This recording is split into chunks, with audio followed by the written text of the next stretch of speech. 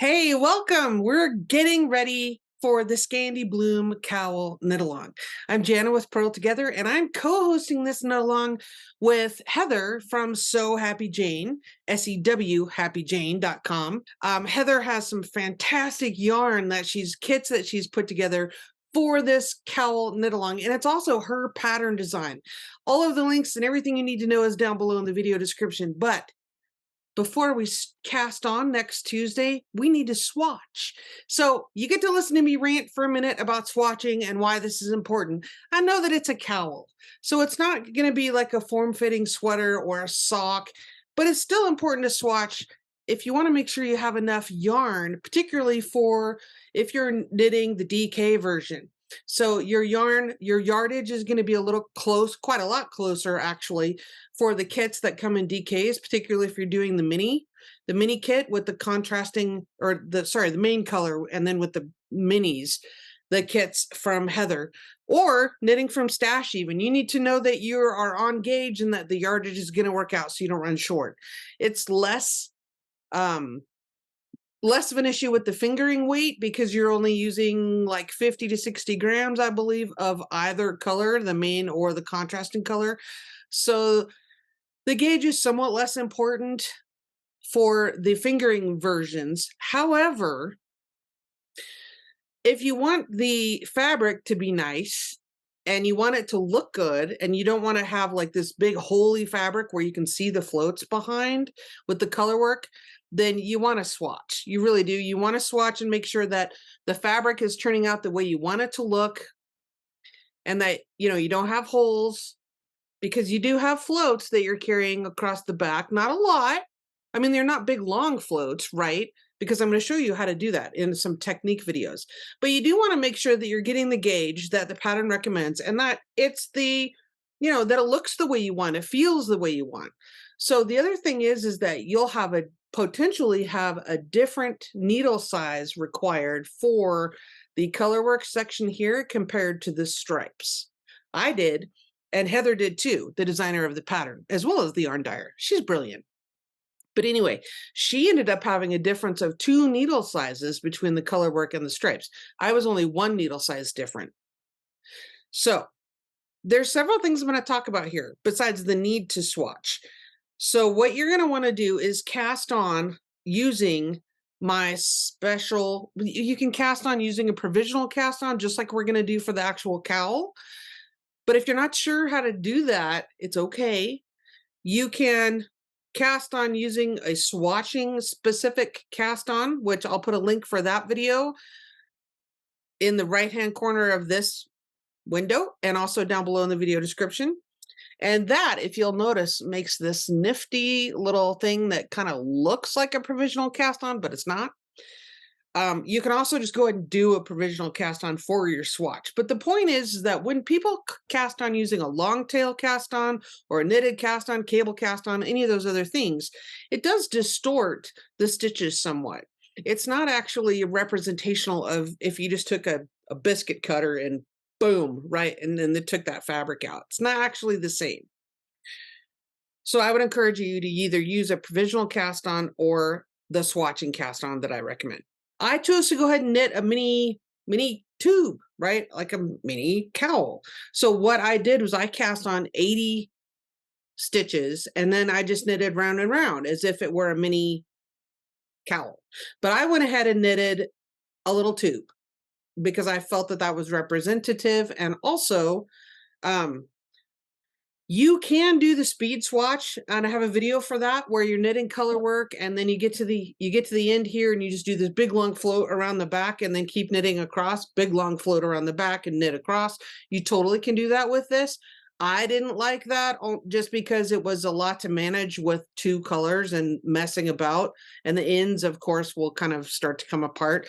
You can do that if you want to. I just felt like knitting a tube was quicker and less messy.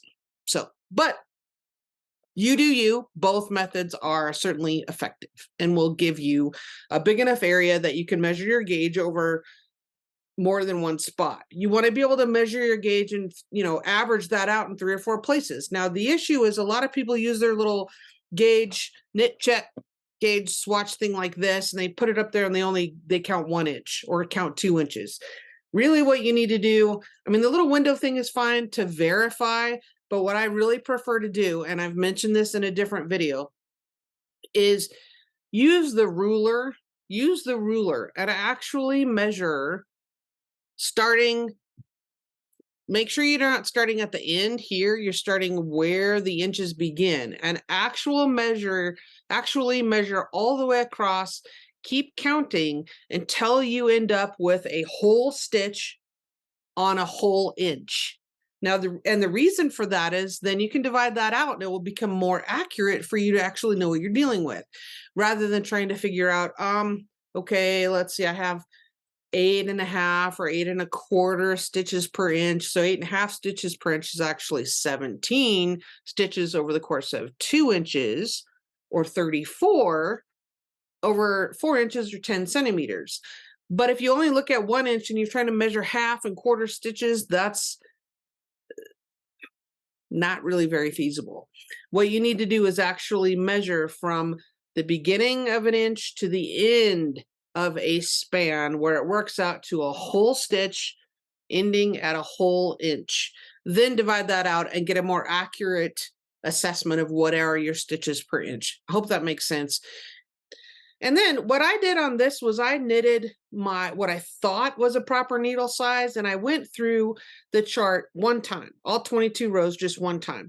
And I did measure about halfway through, and it looked like I was going to be pretty well on track for the needle size that I chose. My needle size is very different than Heather's, the designer of the pattern, and that's totally okay. My tension is unique to me. You're going to need to try a different needle size potentially than me or Heather. She used a US size 4 when she knitted hers. I used a smaller needle because I knit a little more loosely potentially with my color work. And then I used a smaller needle yet for my stripes because it is a light fingering, and she's recommending a gauge of 9 stitches per inch or 36 stitches for 10 centimeters or 4 inches. So to me, 9 stitches per inch is pretty fine. But this is truly a fingering weight or even a light fingering weight yarn. So you're going to want to swatch with that. Swatch is important for this reason, right? I knew that I wasn't going to get, just because I've knitted lots of socks and used a lot of fingering weight yarn, I knew that I wasn't going to get gauged with a US size 4. But I knit more loosely apparently than Heather does, and that's totally fine.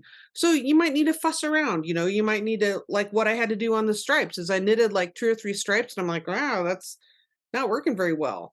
And then I changed needle sizes and knitted the rest of the stripes, and then I got gauged. So it's helpful to knit a little bit, measure it, knit some more, maybe with a different needle size. You might need to go through the chart more than once, right, to determine what's what.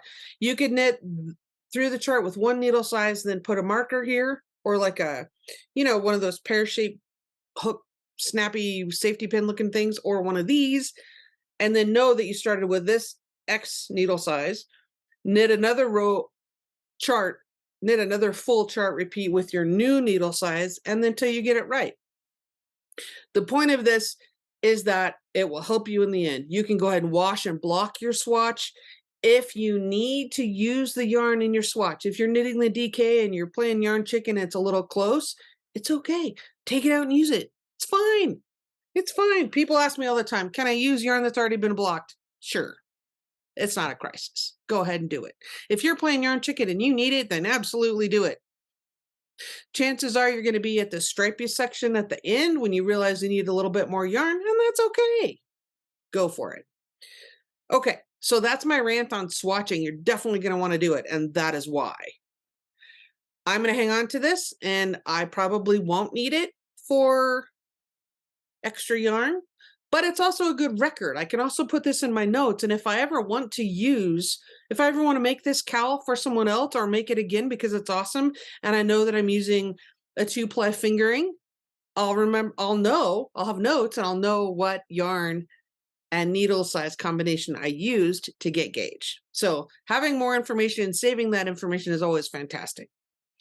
Definitely want to swatch. So next Tuesday, we're casting on Tuesday, June 6th. we're going to cast on. I'm going to show you 2 different ways to cast on, one using a crochet hook, one not using a crochet hook. So watch for that. And then later on in that same Tuesday, later on in the day, I'm going to put out another video with a bunch of hints and helpful tips, hopefully helpful tips, when you're doing your color work and when you're doing all these motifs. And it's a brilliant pattern and it's easy to keep track of because you have these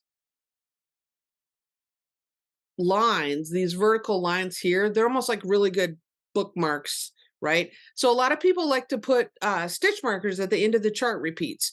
You can, but you really don't need to because you have these lines that go through the center of the blooms that keep you on track. You'll know if you're off. If your stitch count is off, you'll totally know it because you won't be lining up with this line. So another thing is, I'll say props to Heather. It's a fantastic pattern. She's also printed the chart reversed. So if you want to have the light color in the background and have your blooms be the darker color, you don't have to reverse engineer that for yourself. She's already done that for you. So you can follow whichever chart you want. She's also included written instructions if you're not a charty kind of person. Charts are easier in my opinion, and I'll even help you with that. I have a video, I'll link down below, that tells you how to read a knitting chart. If you've never done color work before, don't be dissuaded. You can totally do this. It's just one stitch at a time. I'm going to walk you through it stitch by stitch, step by step. You can totally do this. It's a fantastic chart to learn with. If you have any questions at all, drop a comment below this video. Post in the Ravelry group, tag me in our Facebook group. Please do not send me a whole bunch of direct messages on Instagram. I can't keep up with all that. It's not going to be feasible for me to answer individual questions. Where if you post in the group, when I answer you, other people that may have the same question might see that and have their question answered too, rather than me answering 50 people individually when I could answer 1 or 2 people publicly. Okay, hopefully that makes sense. So do that. You're welcome to ask questions in the Facebook group or the Ravelry group, or put a comment down below on any of the video tutorials that are coming up. So join us, okay? I'll put all the information down below in the video description about the hashtags we would love for you to use on social media so that we can keep track of who's knitting. We're going to have giveaways. We're going to have some live Zooms where we're going to have check-in and you can show us your work and your progress. It's going to be a ton of fun. So get all the information by signing up for Heather's email list at So Happy Jane. You can sign up for her newsletter. You can sign up for my newsletter. All the links are down below in the video description. I don't often send out a newsletter, but I might. You can get all the information by just watching here as well. There's no formal sign up. You're just going to join, watch here, subscribe to the channel, watch for the tutorial videos, follow both of us on Instagram so you get all of the details.